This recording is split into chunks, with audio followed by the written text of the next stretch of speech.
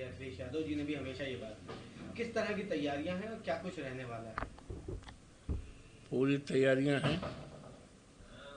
Samajwadi party और India गठबंधन में शामिल पार्टी, खासतौर से कांग्रेस, सभी नेताओं में सीटों के बारे में आम सहमति हो गई है।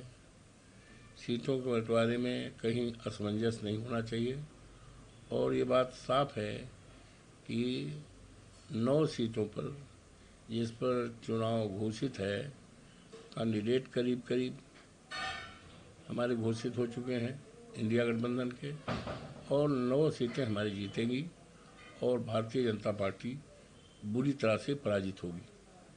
इसमें एक बड़ा अहम सवाल ये है, 2 सीटों कांग्रेस के लिए छोड़ी गई है। क्या स्थितियां रहने वाली और क्या लगता है कांग्रेस कितना सेटिस्फाइड रहेगी? सेटिस्फाइड है। There is no problem, there is no problem.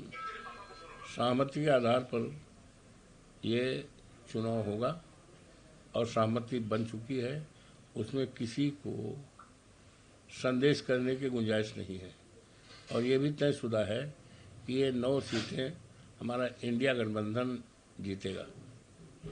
Sources से ये इन्फॉर्मेशन मिल रही है कि कांग्रेस संतुष्ट नहीं है। कांग्रेस का कहना है कि हमसे डिस्कशन नहीं। नो, ऐसी कोई there is no such information. So far as I know there is no such information.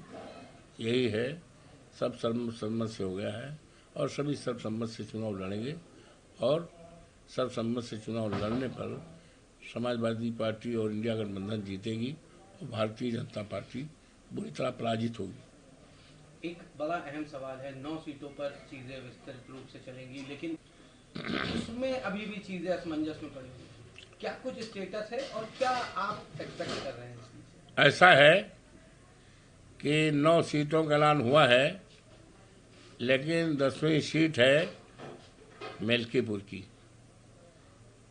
जहां से वहां के देवतुल्य मतदाताओं ने हमें जिताया था।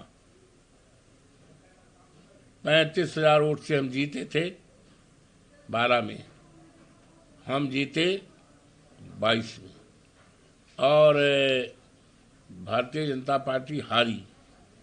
और इस चुनाव में जो अभी लोकसभा का चुनाव हुआ है, जिसमें फैजाबाद के देवतुल्य मतदाताओं ने जनपद अयोध्या की देवतुल्य लोगों की कृपा से, भगवान की कृपा, हनुमान जी की कृपा से हम सांसद चुने गए 54 फैजाबाद के। भारतीय जनता पार्टी पूरी तरह से पराजित हुई। कोई भी उनका चाल, कोई हरकंडा काम नहीं आया और जिसकी चर्चा आज केवल अयोध्या और फैजाबाद उत्तर प्रदेश में ही नहीं, देश में नहीं, सारी दुनिया में आज इसकी चर्चा है। तो इसी सीट पर, जो जिस सीट से हम लोग सभा जीते हैं, इसी सीट में मिल्कीपुर भी विधानसभा आता है, जहां से हम चुनाव जीते थे। जब हम सांसद हुए तो 12 जून को हमने इस्तीफा दिया और इस इस्तीफे को 13 जून को माननीय अध्यक्ष विधानसभा उत्तर प्रदेश आदरणीय श्री महाराज सतीश महाराज जी ने स्वीकार कर लिया और 13 जून को ये सीट वैकेंट हो गई, जिसका नोटिफिकेशन हो गया। इस नोटिफिकेशन की सूचना चुनाव आयोग उत्तर प्रदेश को और संबंधित सभी अधिकारियों को हो गया, तो पूरी तरह से वैकेंट हो गया। इस वैकेंट सीट पर अब जिसने रिट किया था, भारतीय जनता पार्टी की तरफ से एक रिट दायर हुई थी उस चुनाव को करने के, हस्तक्षेप करने के लिए।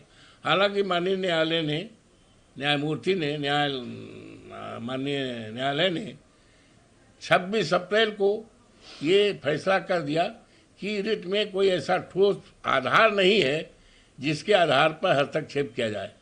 26 अप्रैल को ऐसा कर दिया। खैर, वो रिट चलती रही और इसी बीच में हम चुनाव जीत गए। अब जब चुनाव हम जीत गए तो रिट अपने आप इनफेक्चुअस हो गई।